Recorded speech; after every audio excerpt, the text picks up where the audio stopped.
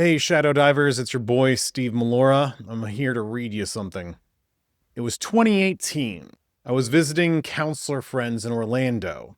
We were sitting around the conference table in the only office I ever considered home when one of my friends made a contemptuous comment about her husband buying a shotgun.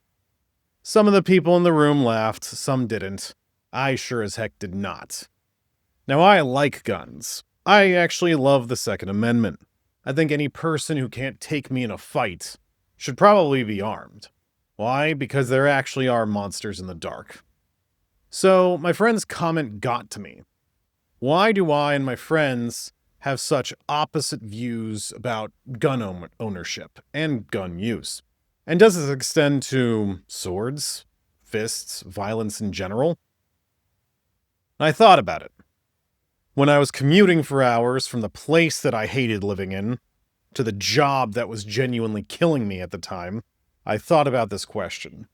When I was driving back, I thought about it. When I was at the gym pretending to work out, I thought about it. And all the other things I did. So why are we so opposite on the subject? Why do I think that in order to be safe, it's best to be armed? And why does she think the opposite?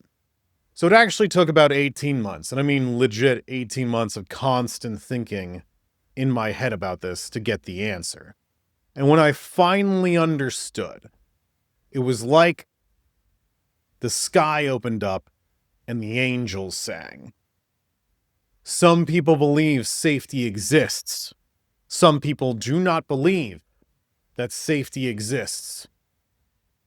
It blew my mind. Once I figured this out, if you grew up like I did, being traumatized, constantly afraid, constantly waiting for the agony to hit you, waiting for some punishment for some rule that you broke that no one ever told you about, you want safety, but it's a very, very rare thing. In fact, the people who are supposed to provide that were probably the ones who were the least safe around you, the most dangerous, the most painful, the most abusive, the most neglectful. So I want safety. It's a rare thing. If I ever asked for that, I was called a weakling and then was punished for being a weakling and was told I was morally wrong for wanting safety in the first place. If something bad or painful happens to me, I was blamed for it. Of course I want to be armed. My safety is only in my hands. The people who were supposed to provide that to me were my worst enemies.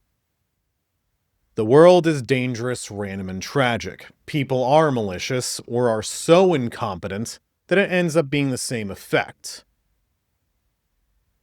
Get a gun, because you can use it to defend yourself. It is only by my own ability to create safety around me that I can feel safe. This is the effect of being raised by unsafe people with constant misery, or being betrayed by the people you did trust in. Now, for me, and for a lot of other people I've worked with, someone willfully choosing to remove their ability to protect themselves and the people they love is the height of suicidal foolishness. But then you talk to the normies, who are probably raised right, whose parents, teachers, people in their community, the people in authority in their life actually had their safety in mind. If you grew up relatively safe, or at the very least grew up with the belief and experience that danger is the exception rather than the rule, that the people around you love you and have your best interests in mind, then of course you see things differently. The world for you is safe, and in that safety you can find peace and joy just naturally. People are generally nice, or at the very least neutral, not malicious against you, competent enough to provide what you need. Safety exists as a normal part of the universe. It's only when a monster shows up that it becomes dangerous. Of course you don't want to be armed. Safety exists naturally, and you don't have to do anything to attain it. You might be the kind of person who says the presence of a weapon itself disrupts that natural safety. I, Steve Mollura, being trained by the government to kill, but also with the 4 rules of firearm safety and the way to actually use my powers for good. When I carry a gun and I go out in the world, I create safety around myself. Whereas, like my friend, who this entire comment started with, she might view it as, no, Steve, you are actually a bubble of danger around yourself.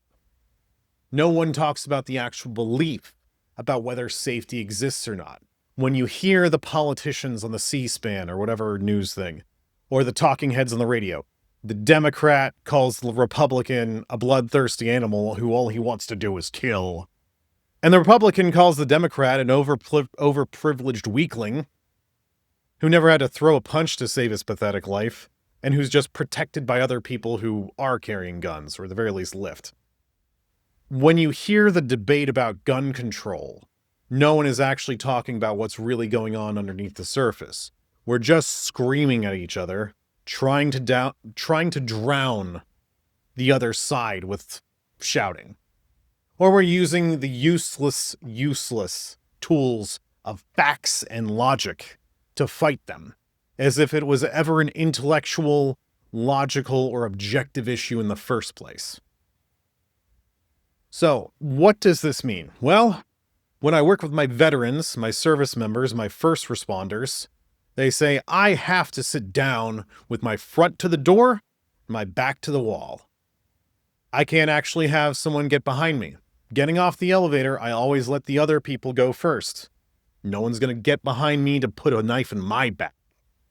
This is the mentality. I might make myself and the world around me safe with my actions. Safety does not exist for this person except that which they, or the few people they trust, actually create around them. They know how dangerous it is out there. Now, side note, it's my job to help them learn how to trust and relax and lower their hypervigilance to just vigilance, being able to be safe and situationally aware and be relaxed about it. But then they complain about their girlfriends just gallivanting around through the Starbucks or the mall or the snowstorm with no situational awareness, not even knowing that a freaking animal can come in and kill us all. Then I talk to the wives and the girlfriends who say, I don't understand why he's so tense. I don't understand why we have to be carrying a gun all the time and having a bug out bag and prepping and doing all this other stuff, and why he has to be so freaked out about walking down the expletiving street.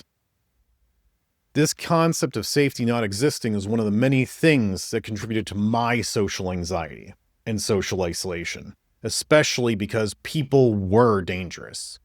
I was constantly terrified of everything because everything and everyone was constantly dangerous. I never knew the rules, but the consequences of breaking the rules were always megaton. Constant surprising agony, rejection, loneliness, berating. And when I saw people who actually felt safe, who were relaxed, who trusted each other and their families, that's crazy, trusting your family, who could actually enjoy life, I didn't understand it at first. How were they not constantly afraid? How were they not at least aware of how dangerous everything was? And it took so long for me to realize that the danger for me emotionally was real, but it wasn't ever for them. And it was never actually supposed to be real for me in the first place. It was a tragedy that I had to grow up this way and got this mentality. I was in Mosul, Iraq. This is 2007. Diamondback, Merez, I don't remember if it was Merez East or West, whichever one Diamondback was. But I was it was a base outside of Mosul, Iraq. And the first month of our deployment, month and a half, we shared a building with mortuary affairs. So this is the morgue. This is the place where they take the dead bodies and do the funeral arrangements.